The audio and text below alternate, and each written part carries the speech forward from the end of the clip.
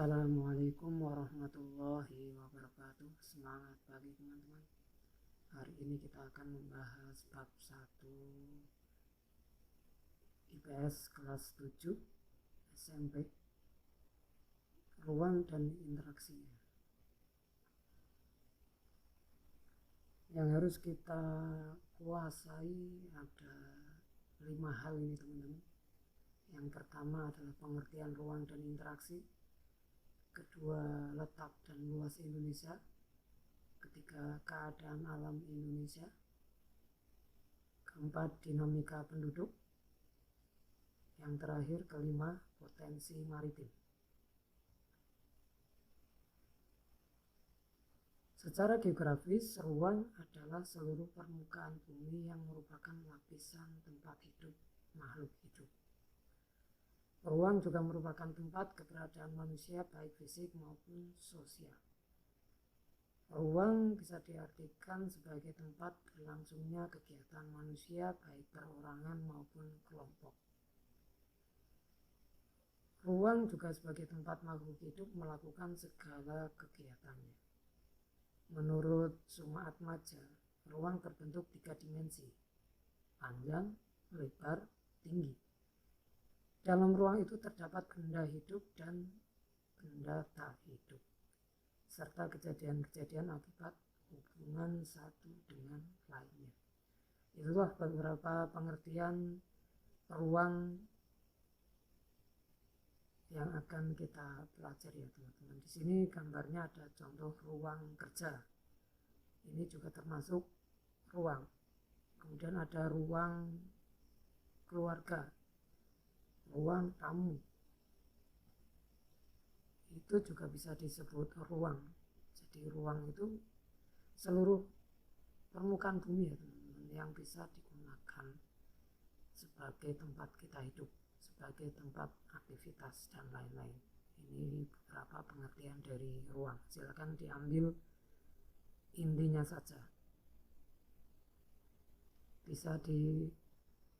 Teman-teman bisa menggunakan bahasa teman-teman sendiri ya. Dari beberapa pengertian ruang ini silakan teman-teman mengambil poin-poin yang bisa digunakan sebagai bahasa teman sendiri dalam mengartikan ruang.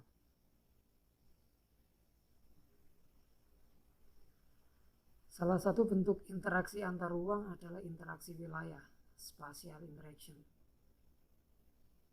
Apa itu interaksi wilayah? Yakni hubungan saling mempengaruhi antara dua wilayah atau lebih, sehingga menimbulkan gejala, keadaan, dan permasalahan baru secara langsung maupun tidak.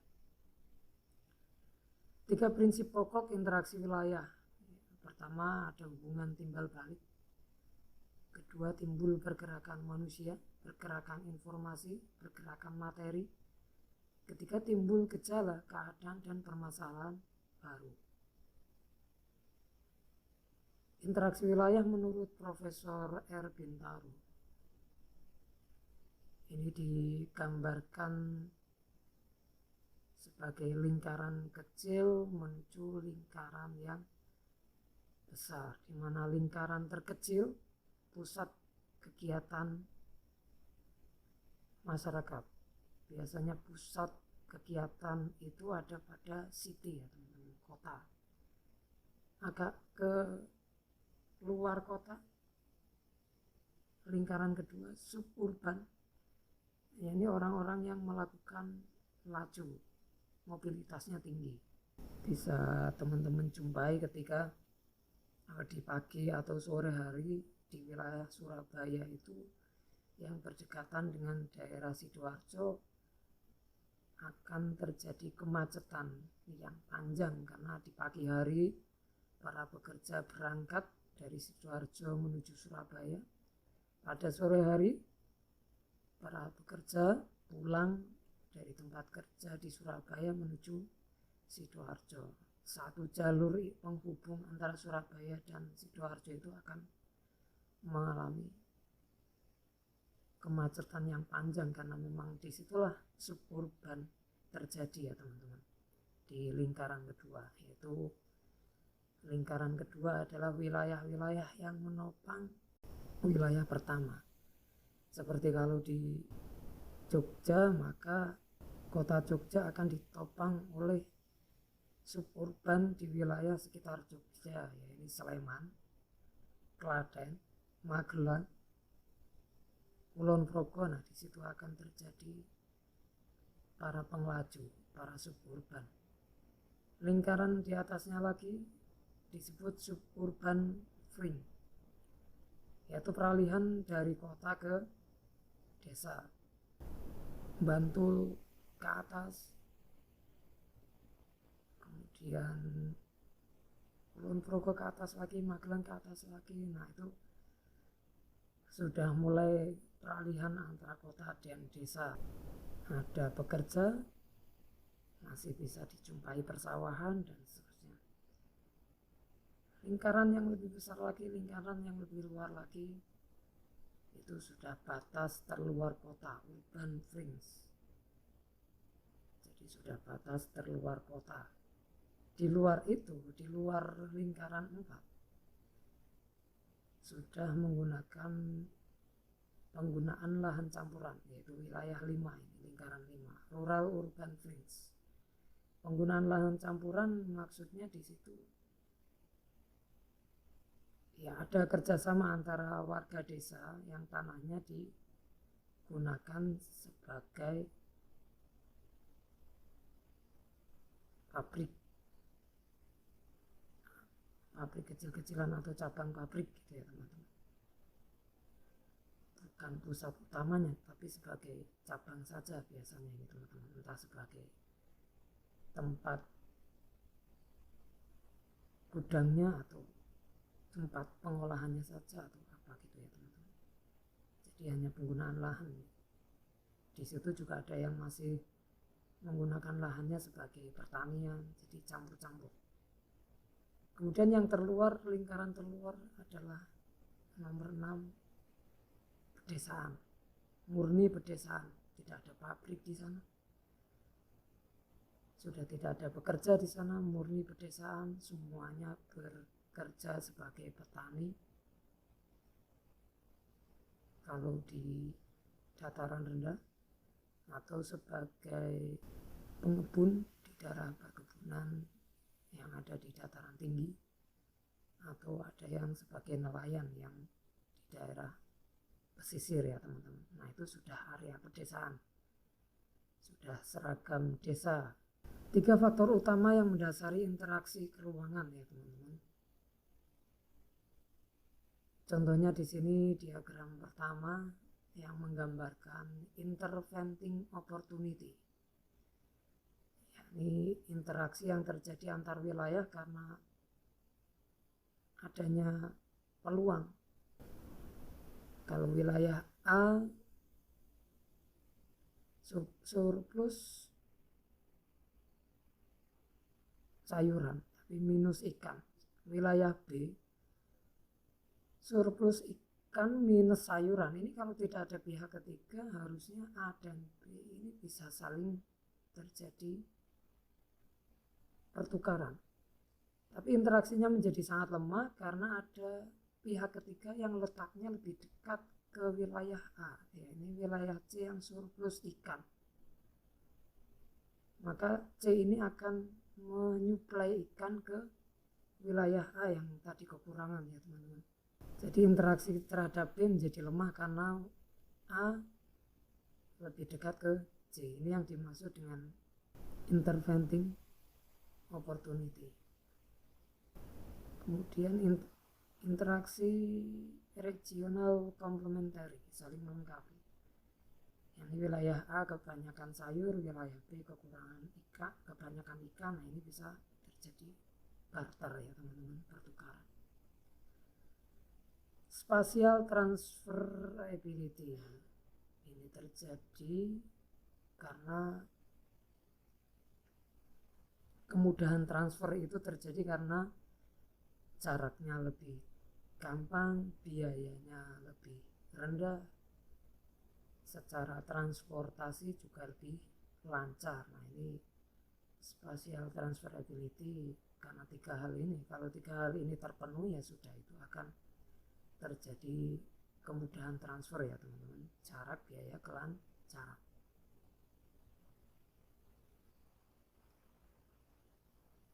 Mengingatkan konsep peta konsep tadi, sekarang kita ke bagian kedua, yakni letak dan luas Indonesia. Untuk mengetahui letak dan luas Indonesia, mudahnya kita bisa lihat pada peta. Apa itu peta teman-teman?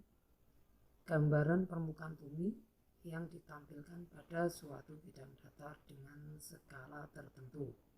Pada gambar ini contohnya adalah peta Pulau Bali. Berdasarkan skala, ada yang dinamakan peta kadaster, ini skalanya besar ya teman-teman.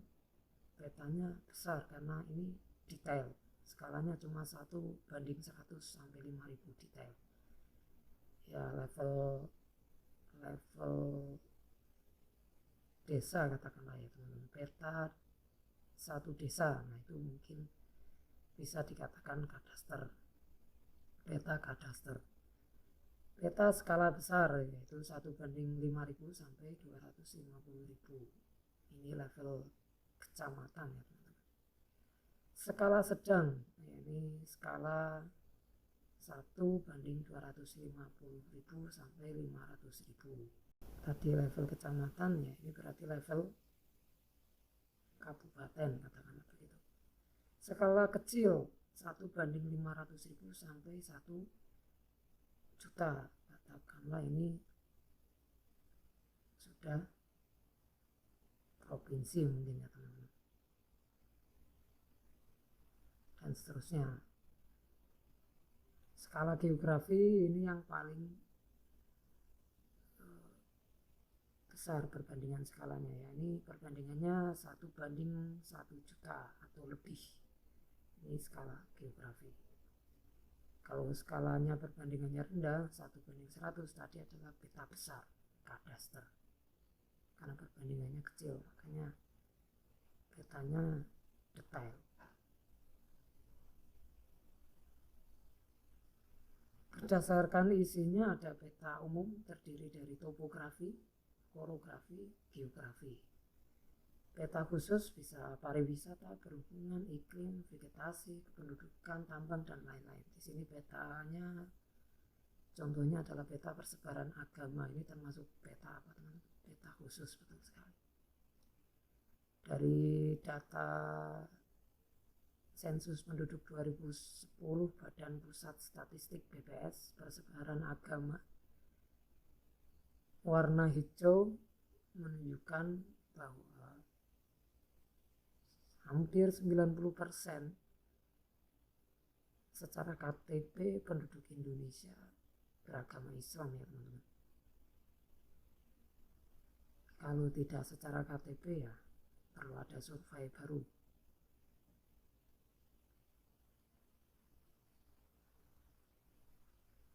Unsur-unsur peta, ada tanda, ada inset, garis astronomi, judul, skala, legenda, sumber, dan tahun.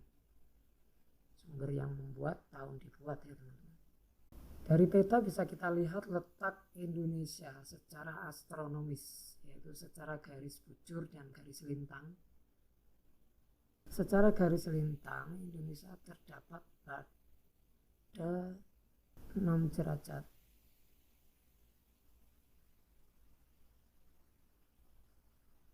Lintang utara dan 11 derajat lintang selatan.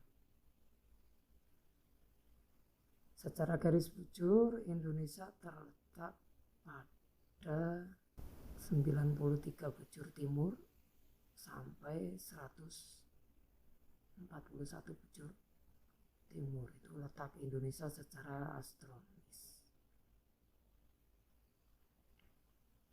Ini termasuk peta apa ini teman-teman?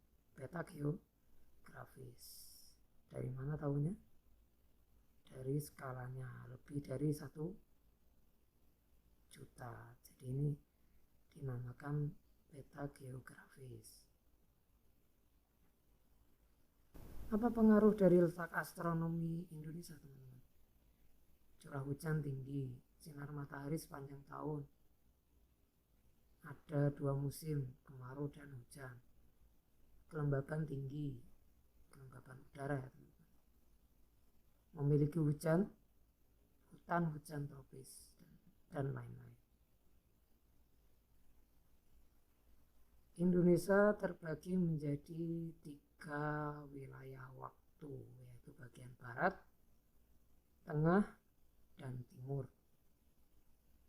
Kalau di bagian barat jam 7, maka di bagian tengah jam 8, di bagian timur jam 9. Jadi masing-masing wilayah, 3 wilayah ini memiliki selisih 1 jam ya teman-teman.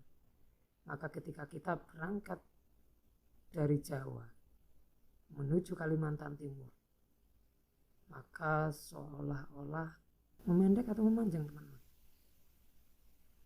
menuju masa depan. Jadi kalau kita berangkat jam 7, perjalanan 1 jam harusnya sampai Kalimantan Timur itu jam 8.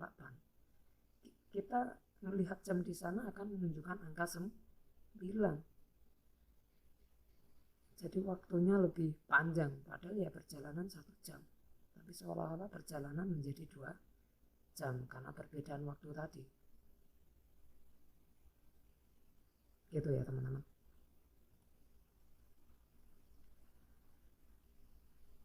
Letak Indonesia secara geografis, artinya secara keadaan wilayah, berdasarkan batas-batasnya dari peta secara geografis bisa dilihat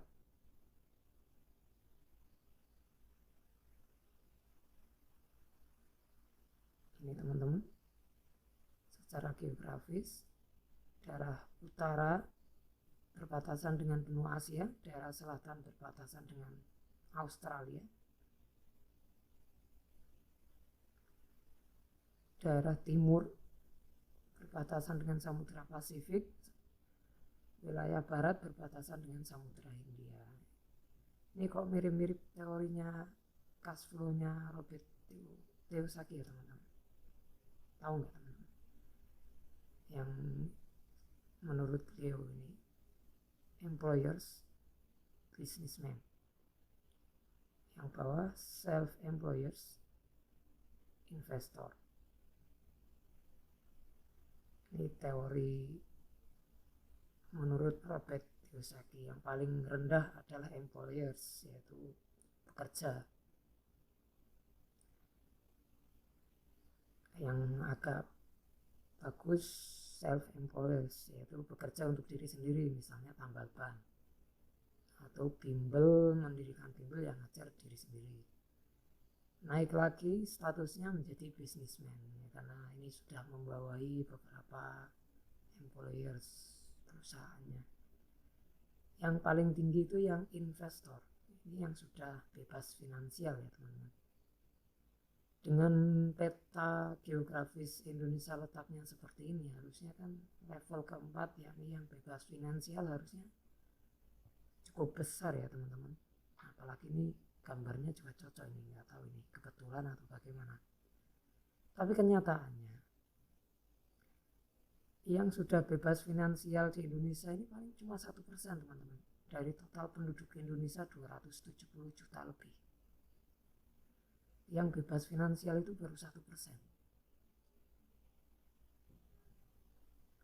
Yang miskin, yakni yang employers dan self-employers, ini lebih dari 50%. Lebih dari 50% ini miskin. Bayangkan lebih dari 50%, berarti kan berapa teman-teman? 130 jutaan ini orang Indonesia miskin. Ini sebagai bahan renungan kita ya teman-teman. Orang miskin di Indonesia itu 50% lebih. Jadi harus belajar yang rajin sebagai motivasi teman-teman agar bisa mengubah keadaan di Indonesia.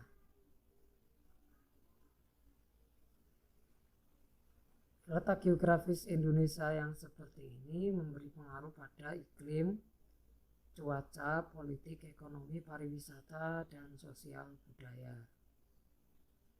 Salah satu dampaknya yakni pembagian musim menjadi dua, musim kemarau dan musim penghujan. Ini adalah letak geologis. Ya, peta Indonesia berdasarkan letak geologis.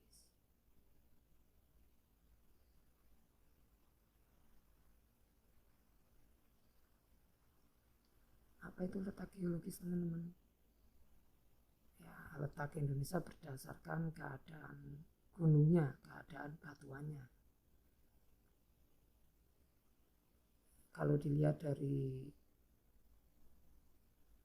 lempengnya, Indonesia ada di lempeng Eurasia bagian utaranya, lempeng Indo-Australia di bagian selatannya. Terdiri dari dua dangkalan, yakni dangkalan Sunda bagian barat dan dangkalan Sahul bagian timur. Kemudian sirkum Mediterania di bagian barat dan sirkum Pasifik di bagian timur. Inilah letak geologis dari Indonesia. Maka karena letak geologisnya seperti ini, sirkum Mediterania, Indonesia memiliki banyak gunung api yang aktif di wilayah barat, yakni sirkum Mediterania. Indonesia menjadi rawan gempa, tsunami, gunung berapi. 9 dari gunung api di Indonesia, 7 ada di Jawa, 2 di Sumatera. Dan gunung Merapi adalah panglimanya. Karena pertemuan dari 3 lempeng ini, lempeng Eurasia, lempeng Indo-Australia, dan lempeng Pasifik, teman-teman. Lempeng Eurasia tadi di daerah utara, lempeng Indo-Australia di daerah selatannya, dan lempeng Pasifik di bagian timurnya Indonesia.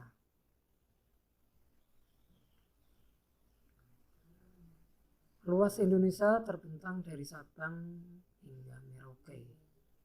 Indonesia memiliki lebih dari 17.000 pulau dengan luas total wilayah Indonesia sekitar 7 juta kilometer persegi.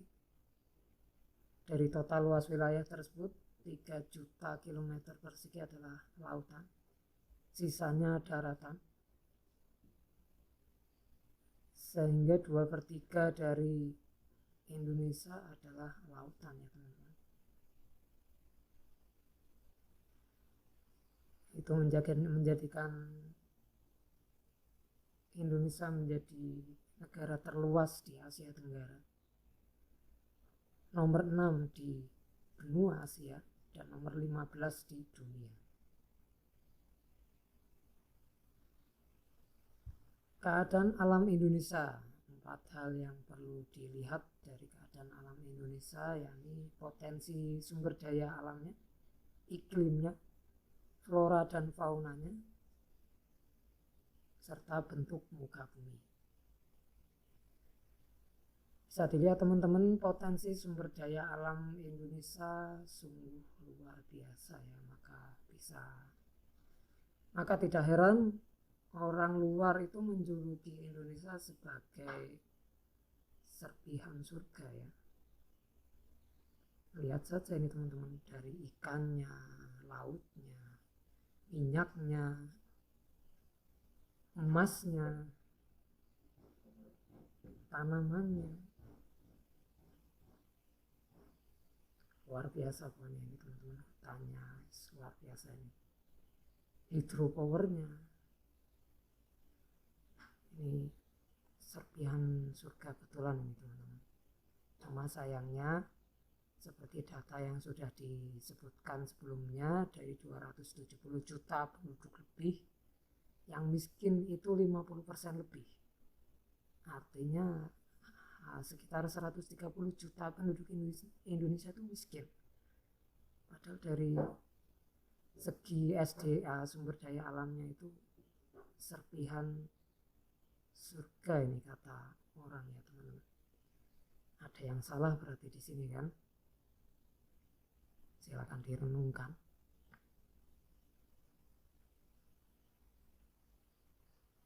Indonesia terletak dari sumber daya alamnya, dari alam Indonesianya ini di daerah Katulistiwa. Maka iklimnya tropis kita itu. Keuntungannya dari iklim tropis adalah tingginya intensitas penyinaran matahari, curah hujan tinggi, beragamnya vegetasi yang tumbuh di Indonesia. Surga sekali teman-teman. Ada di titik 0, di titik Katulistiwa, iklimnya tropis. Pusatnya dunia.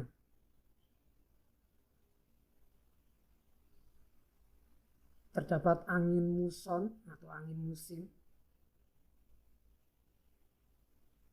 Arah panah merah menunjukkan angin muson dari wilayah timur. Panah hitam menunjukkan muson barat, ya, dari arah barat. Adanya angin muson ini membuat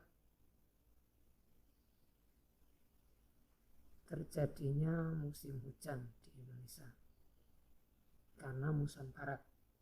Jadi muson barat tadi yang dari barat menyebabkan musim hujan. Muson timur berarti kemarau ya teman-teman.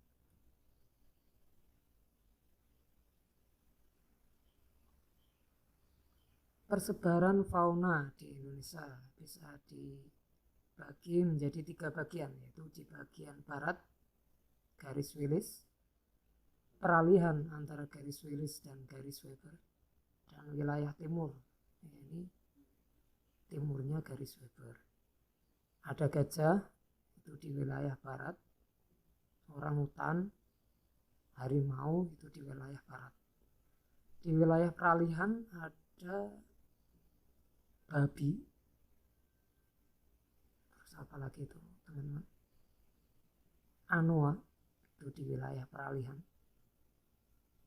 dan komodo. Jadi komodo itu ada di peralihan ya, antara garis Willis dan garis Weber. Komodo ada di mana teman-teman? NTT, di Pulau Komodo.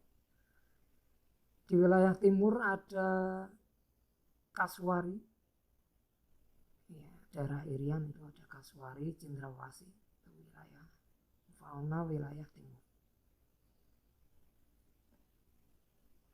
Persebaran flora di Indonesia. Di Papua banyak terdapat sagu. Di wilayah timur banyak terdapat sagu. Di wilayah barat banyak terdapat karet itu teman-teman. Dilihat dari petanya, karet itu ada banyak di daerah barat, ya, di Sumatera. Sedikit di Kalimantan. Sagu banyak di daerah timur, Irian, Maluku. Hasil hutan banyak sekali di daerah Sumatera dan Kalimantan ini teman-teman, hasil hutan. Tembakau, ada tembakau, daerah mana saja ini tembakau? Di Jawa, Sumatera, cuma Jawa dan Sumatera ini yang banyak tembakau ya teman. Dan silakan bisa dilanjutkan sendiri membacanya, ini banyak sekali. Inilah persebaran flora di Indonesia. Keadaan permukaan bumi di Indonesia. Ada gunung, lembah, dataran tinggi, sungai, perbukitan, danau, laut, dataran rendah, laut dalam, lengkap sekali ya. Keadaan muka bumi di Indonesia itu lengkap sekali, terlengkap di dunia. Jadi tidak heran laki-laki serpihan surga. Dinamika kependudukan Indonesia bisa dilihat dari jumlah dan persebarannya, komposisi dan pertumbuhannya, kualitas penduduknya, keragaman etnik dan budaya. Dari jumlah dan persebaran penduduk Indonesia. Indonesia merupakan negara dengan kepadatan penduduk yang tinggi, yakni mencapai 260 juta penduduk di tahun 2000. dan merupakan negara terpadat nomor 4 di dunia setelah Amerika, Cina, India, keempat Indonesia. Memiliki 34 provinsi. Per kilometernya dihuni lebih dari 1000 penduduk ini, lebih dari 1000 orang. Ini yang berwarna ungu, ya, ini ada di Jakarta, Jogja, Surabaya. Jadi Jakarta itu terpadat nomor 1 di Indonesia, kedua adalah Surabaya ya teman-teman.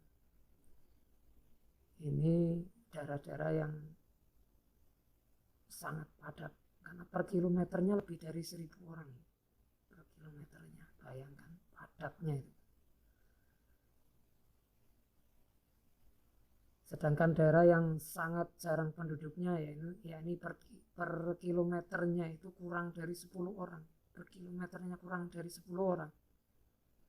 Peringkat tertingginya masih di daerah Papua ini teman-teman, yang berwarna hijau gelap.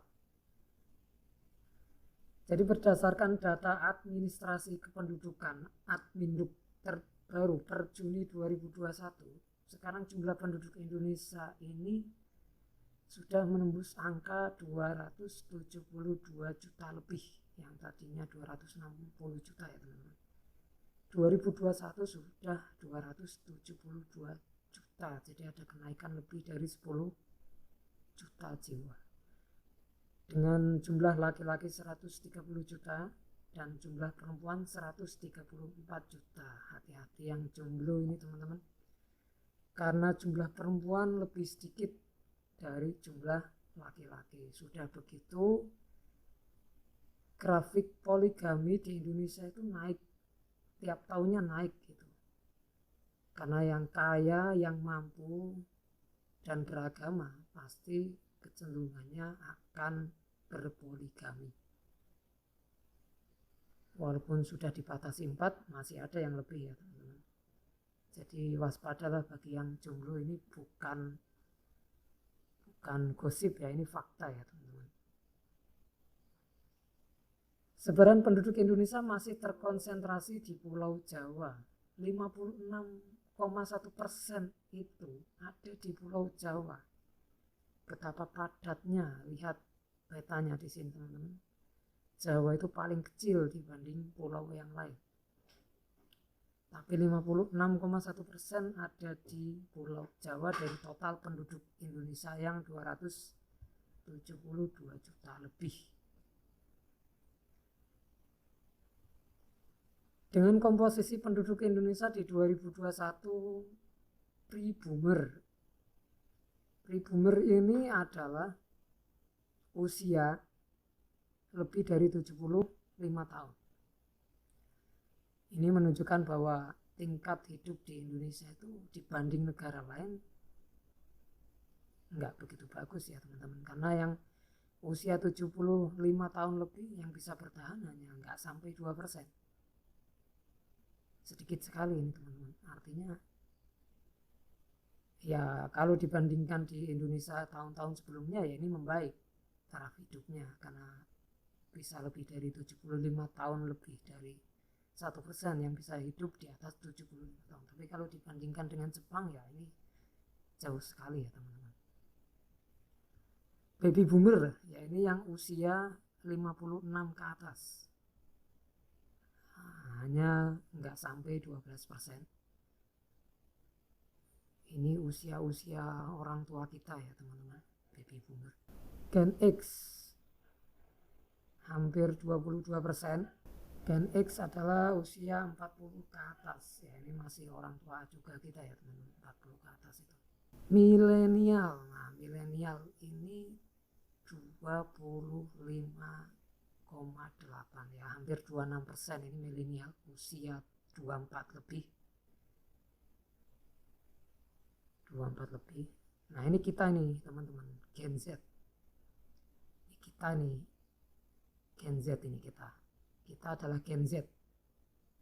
Hampir nyaris 28%. Nah, ini yang mendominasi jumlah penduduk di Indonesia ini Gen Z. kita ini yang nanti ke depan sebagai penentu Indonesia akan menjadi negara yang baik atau negara yang hancur. Ini Gen Z, ini kita ini teman-teman, usia 8 sampai 23 tahun, usia emas, karena ini yang akan menentukan masa depan Indonesia.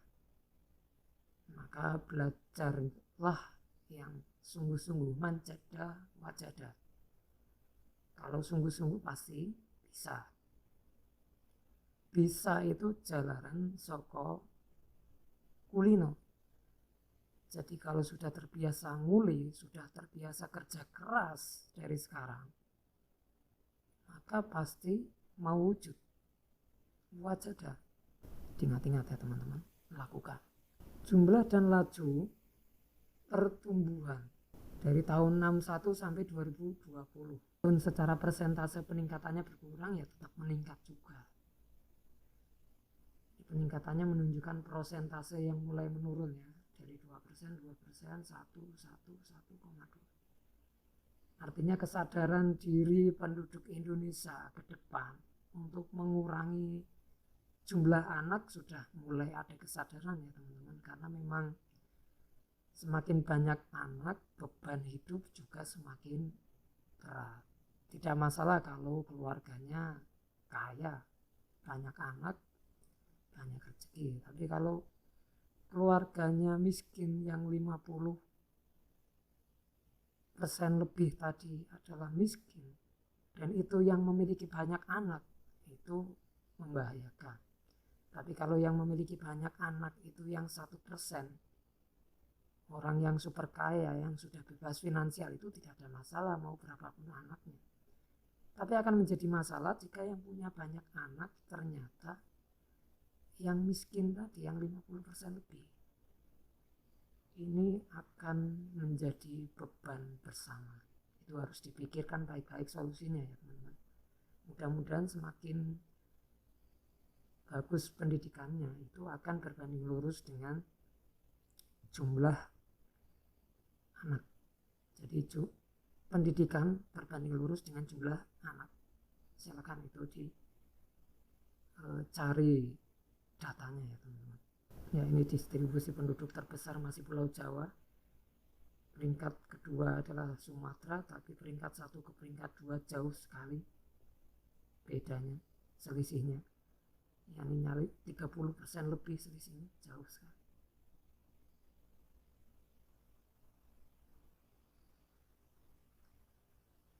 Tadi sudah sumber daya alam. Sekarang sumber daya manusianya. Bisa dilihat dari mana sumber daya manusianya. Kualitas penduduknya bisa dilihat dari mana teman-teman. 3 hal yang bisa dilihat dari kualitas penduduknya menurut Indeks Pembangunan Manusia, Human Development Index. Tingkat pendidikannya, tingkat kesehatannya, dan tingkat pendapatannya. Tingkat pendidikan di Indonesia ini dilihat dari tahun 2016 sampai 2021 ini tidak ada perubahan yang terlalu signifikan ya teman-teman. Karena masih didominasi oleh warna merah dan warna kuning. Ya, ini warna merah mewakili lulusan SD, warna kuning mewakili lulusan SMP. Itu dominan lulusan di Indonesia ternyata masih dikuasai oleh lulusan SD dan lulusan SMP. Dan sangat disayangkan lulusan-lulusan inilah yang menentukan pimpinan di Indonesia. Mereka inilah yang memvoting, yang memilih, karena Indonesia demokrasi ya teman-teman. Mereka inilah yang pemimpinnya. Jadi jangan heran kalau yang mayoritas ini yang menang, yang memimpin Indonesia. Jadi harus diubah sistemnya ini teman-teman. Kecuali kalau pendidikannya mayoritasnya sudah dikuasai atau minimal 50%-nya itu sudah tinggi pendidikannya. Tapi kalau pendidikannya mayoritasnya 70%-nya itu masih dikuasai oleh pendidikan rendah, ya jangan terlalu berharap Indonesia akan baik-baik saja teman-teman, meskipun tetap optimis. Semakin mengenaskan lagi jika kita lihat dari PISA, performa index student assessment yang dilakukan oleh dunia. Indonesia itu peringkat ke-62 dari 70 negara, jauh tertinggal dari Malaysia. Malaysia itu melesat ke atas, bahkan Singapura itu masuk top 10. Kita ternyata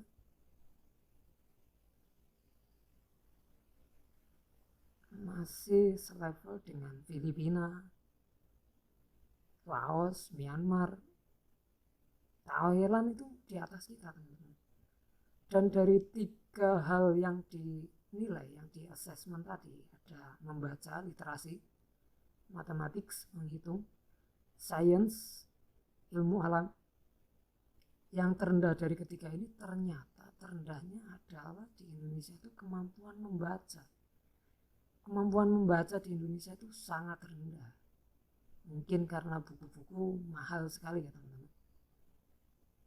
Kalau membaca status, saya yakin, membaca sosmed, saya yakin Indonesia tertinggi. Tapi kalau buku-buku rendah, mungkin karena mahal, itu PR-nya. Coba nanti kalau buku-buku sangat murah ya teman-teman, karena daya beli kita kan rendah sekali.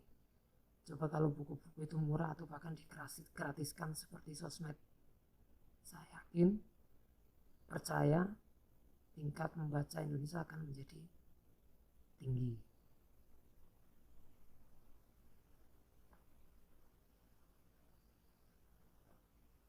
Kesehatan menurut WHO, laporan Delegatum Prosperity Index terkait indeks kesehatan 149 negara. Indikatornya dilihat dari fisiknya, kesehatan mentalnya, infrastrukturnya, upaya pencegahannya. Indonesia top 5-nya itu Luxembourg, Singapura, Swiss, Jepang, Austria, itu yang terbaik. Untungnya Indonesia tidak masuk dalam 5 negara terburuk kesehatannya di dunia ya teman-teman. Afrika Tengah,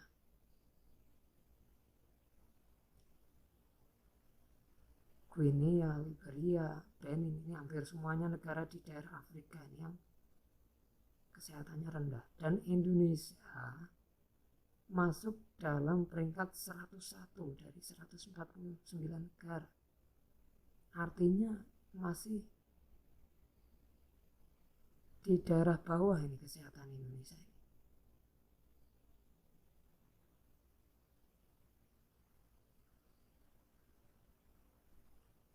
Terlihat dari lebih dari 800 juta orang Indonesia itu menghabiskan anggaran rumah tangganya untuk biaya kesehatan. Bahwa di Indonesia ternyata banyak yang sakit ini teman-teman. 800 juta teman-teman, bayangkan. Padahal penduduk Indonesia berapa teman-teman? 270 juta. Mengerikan ya.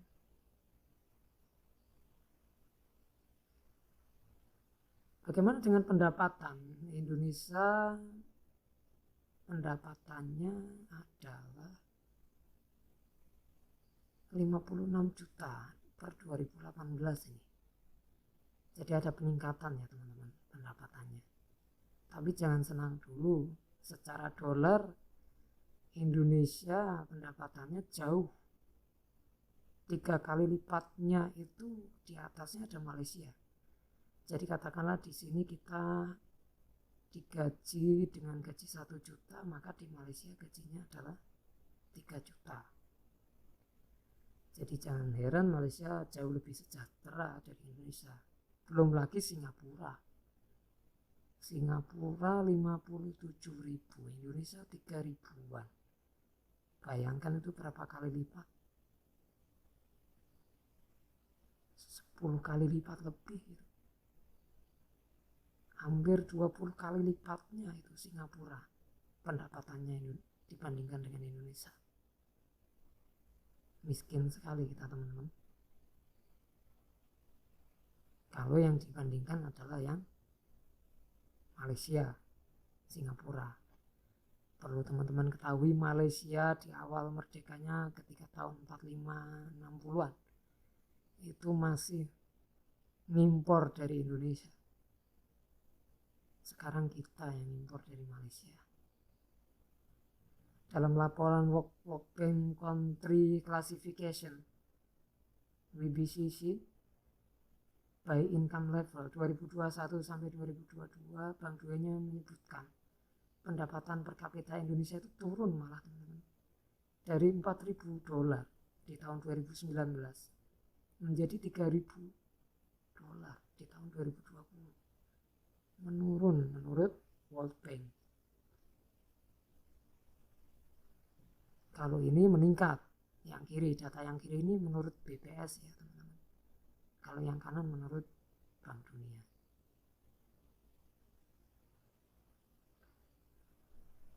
Keanekaragaman budaya Indonesia. Indonesia terkenal sebagai negara yang sangat berbudaya. Ada lebih dari 300 kelompok etnik atau suku bangsa di Indonesia. Tepatnya 1340 suku bangsa menurut sensus BPS tahun 2010.